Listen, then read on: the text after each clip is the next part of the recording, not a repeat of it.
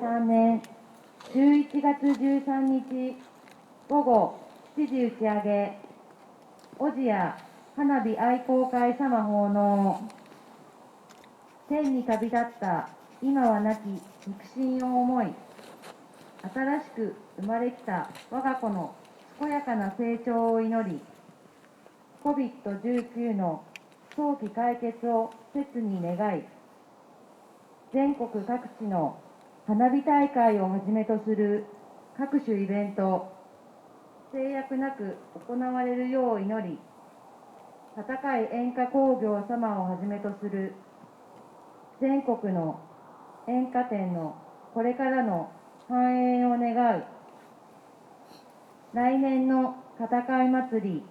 小千谷祭りでの打ち上げを目指し、小千谷花火愛好会メンバーの思いを空へ、付録付き尺玉5発、打ち上げです。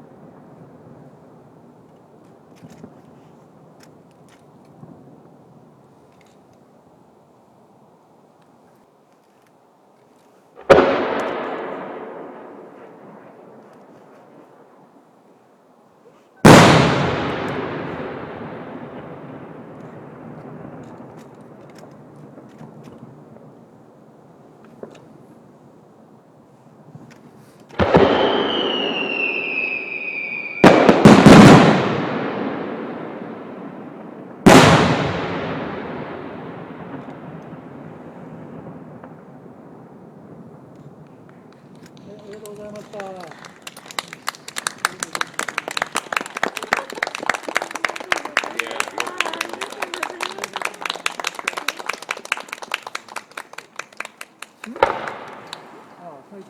これが打ち止めです。